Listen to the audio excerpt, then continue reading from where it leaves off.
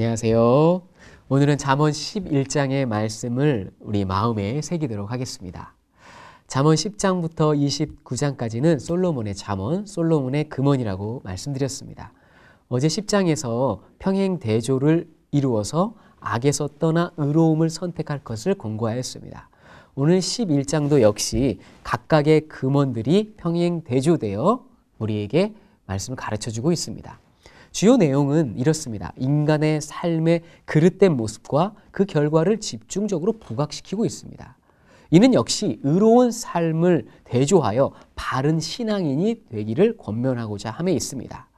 11장을 전체적으로 읽으면 우리 일상생활에서 아주 빈번하게 일어날 수 있는 상황들에 대해서 열거해주고 있습니다. 그 첫 번째가 1절부터 5절까지 재물에 관한 것입니다. 1절 말씀을 한번 읽어보겠습니다. 속이는 저울은 여호와께서 미워하시나 공평한 추는 그가 기뻐하시느니라. 여기에서 일상생활에서 상거래에 관한 모습이 등장합니다. 속이는 저울이라고 이렇게 말하고 있는데요.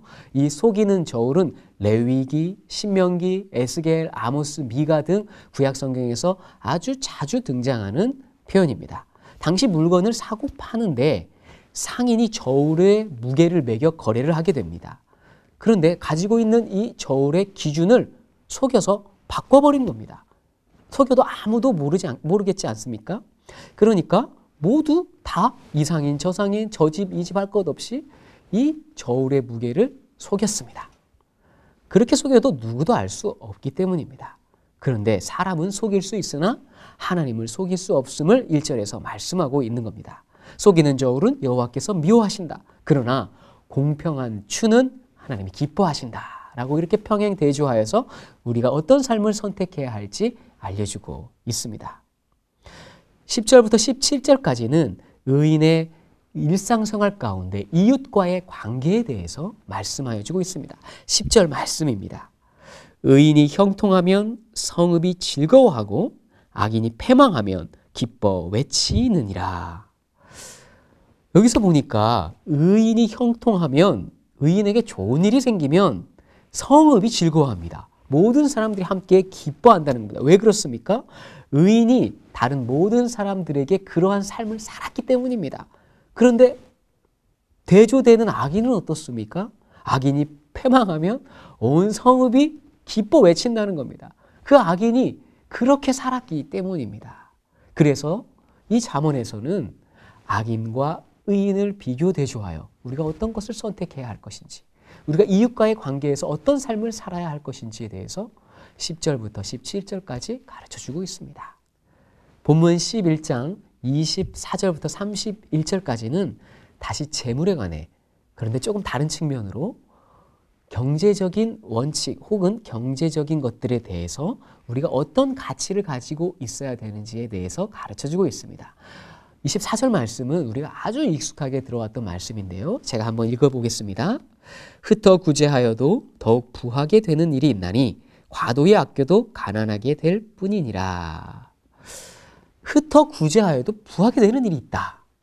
남에게 기꺼이 나누어 주는데도 부유해지는 사람이 있다. 근데 그와 반면에 어떤 걸 대조합니까?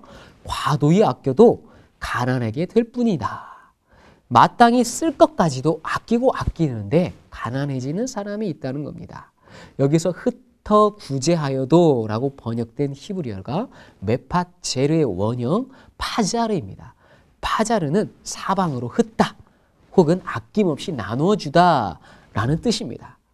이미 서두에 재물을 불이하게 탈취하는 자들의 모습을 열거한 후에 마지막 부분에서 흩어 구제하여도 부하게 되는 일이 있다. 그리고 과도히 아껴도 가난하게 됐다.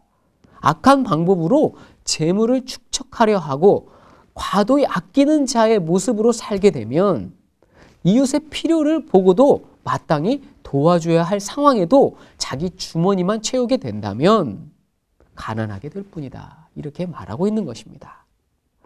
25절의 말씀에 이런 말씀이 또 있습니다. 구제를 좋아하는 자는 풍족하여질 것이요 남을 윤택하게 하는 자는 자기도 윤택하여지리라.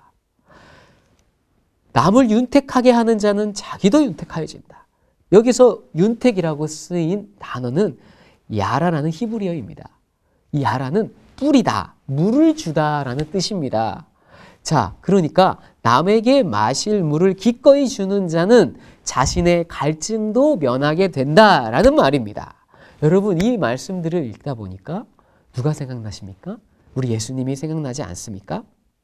우리의 예수님의 삶, 어떤 삶이었습니까? 마땅히 도움이 필요한 자들, 가난한 자, 병든 자, 소외된 자, 세리, 창례, 중풍병자, 나병 환자 등 당시 성읍의 어떤 이들도 관심을 기울이지 않았던 사람들, 그 누구도 돌보려 하지 않았던 자들, 그들의 친구가 되어주신 분, 그분이 바로 예수님이십니다. 우리는 그런 예수님이 좋아서 그런 예수님의 삶을 본받고자 하는 자들 아니겠습니까? 그런데 여러분, 우리는 얼마나 도움이 많이 필요한 사람들을 향해 나아가고 있습니까? 마땅히 도와야 하는 자들을 살펴보고 있습니까? 주님은 우리가 그런 자들이 되라고 오늘 본문 24절의 말씀을 통해서 25절의 말씀을 통해서 우리에게 가르쳐주고 있습니다.